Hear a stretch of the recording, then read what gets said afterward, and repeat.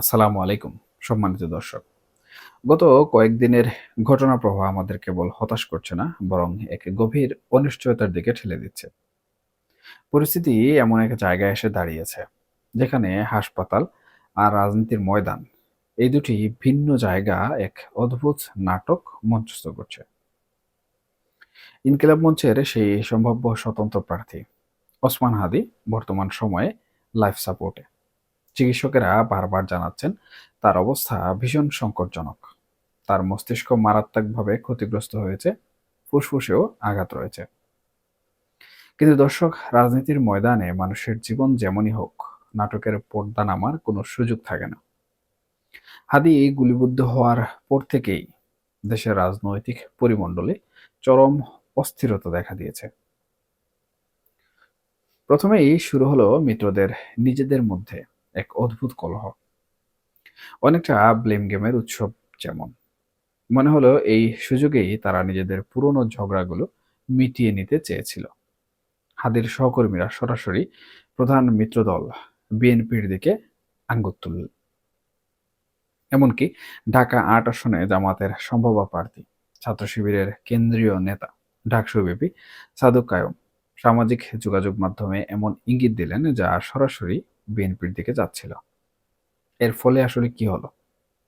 ঢাকা আসনের বিএনপি প্রার্থী মির্জা আব্বাস হাসপাতালে হাদিকে দেখতে গিয়ে রীতিমতো তুপের মুখে পড়লেন।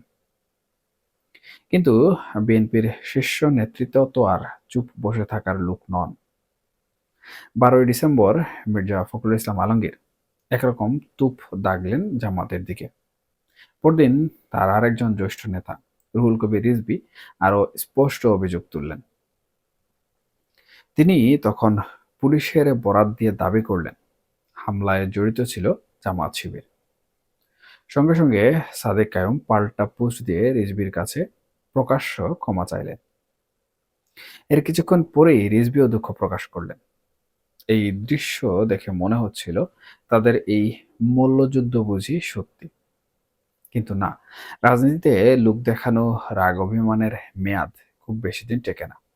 এই বিএনপি আর জামাত নিজেদের মধ্যে বাক বিতণ্ডিতা চালালো, ফেসবুকে একে অপরকে আক্রমণকারী হিসাবে ইঙ্গিত করলো।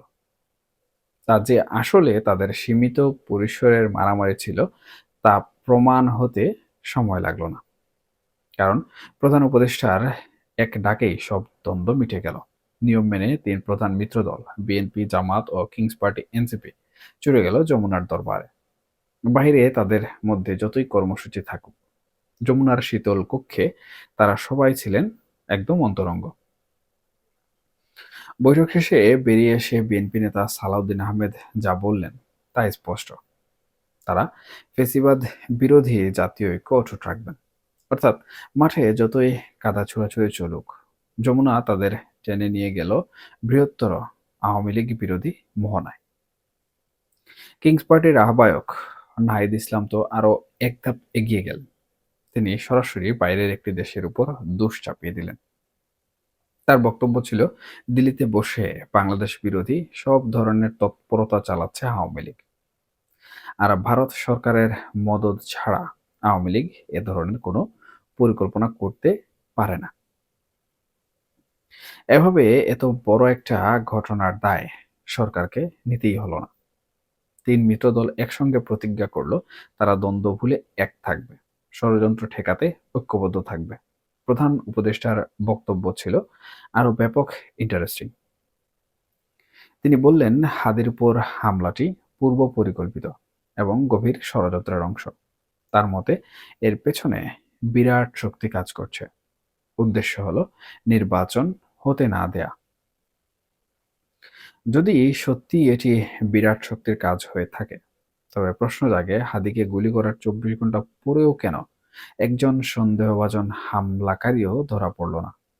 সরকার কি এমন একটি ঘটনা ঘটার অপেক্ষায় ছিল? স্বরাষ্ট্র উপদেষ্টার অবস্থাটা দেখুন। মনে হচ্ছিল তিনি আগে পেঁয়াজ আলুর দাম নিয়েই বেশি উদ্বিগ্ন ছিলেন। আর এখন হাদি গুলিবিদ্ধ হওয়ার পর অবশেষে তার ঘুম ভাঙল। ঘুম থেকে উঠেই তিনি যেসব ঘোষণা দিলেন তাতে হাসি না কান্না কোনো কিছুই বোঝা মুশকিল। তার প্রথম ঘোষণা ছিল শুরু হচ্ছে অপারেশন ডেভিল হান্ট ফেজ 2, যেই অপারেশন গত বছর শত শত অস্ত্র উদ্ধারে ব্যর্থ হয়েছিল। সেই ব্যর্থ মিশনে কেন আবার নামা? এর পাশাপাশি তিনি ফ্যাসিস্ট টেরোরিস্টদের দমনের উদ্দেশ্য নিয়ে হাদিদের আক্রমণকারীদের ধরিয়ে দিতে 50 লক্ষ টাকা পুরস্কার ঘোষণা করলেন। কিন্তু সবচেয়ে অদ্ভুত ঘোষণাটি ছিল নির্বাচনের প্রার্থীরা চাইলে সরকার অস্ত্রের লাইসেন্স দেবে। অতীতে যেখানে বৈধ অস্ত্র ও নির্বাচনের সময় ফেরত নেওয়া হতো, সেখানে সরকার উল্টো কেন এবার সবাইকে অস্ত্র ব্যবহারের অনুমতি দিচ্ছে? এটা কি নতুন কোনো লটারি, নাকি সরকার বলতে চাইছে আপনার নিরাপত্তা আপনি নিজেই দেখুন? আমরা কি তাহলে আত্মরক্ষা নির্বাচনের দিকে যাচ্ছি? এই উদ্ভট ঘোষণার মধ্যে খোদ নির্বাচন কমিশনও এখন বিচলিত। যারা নির্বাচন পরিচালনা করবেন তারাই নিজেদের নিরাপত্তা নিয়ে আতঙ্কিত। নির্বাচন কমিশন সচিবালয় থেকে ঢাকা মহানগর পুলিশ কমিশনারের কাছে একটি চিঠি পাঠানো হলো। তারা প্রধান নির্বাচন কমিশনার, 4 নির্বাচন কমিশনার এবং সিনিয়র সচিবের জন্য বিশেষ নিরাপত্তা গাড়ি সহ পুলিশ এসকর্ট চাইল। এমনকি আঞ্চলিক নির্বাচন কর্মকর্তা ও রিটার্নিং কর্মকর্তাদের জন্য গার্ডম্যান নিয়োগের নির্দেশ দিয়েছে। যদি নির্বাচন কমিশনই নিজেদের জীবন বাঁচাতে পুলিশের কাছে ধার না দেয়, তাহলে সাধারণ ভোটার আর প্রার্থীরা আসলে কোথায় যাবেন? এদিকে বিএনপির ভারপ্রাপ্ত চেয়ারম্যান তারেক রহমান, যিনি নিজেও নিরাপত্তার ঝুঁকির কথা বলে দেশে আসছেন না, তিনিও নতুন করে আশঙ্কা প্রকাশ করলেন। হাদি গুলিবিদ্ধ হওয়ার পরদিন ভার্চুয়ালি যুক্ত হয়ে তিনি বললেন, নির্বাচন নিয়ে তার ভবিষ্যৎবাণী সত্যি হতে চলেছে। তিনি হুঁশিয়ারি দিলেন, সামনে অবস্থা আরও বেশি খারাপ হতে পারে। এইসব ঘটনার ঘূর্ণাবতে দেশটা আসলে কোথায় যাচ্ছে?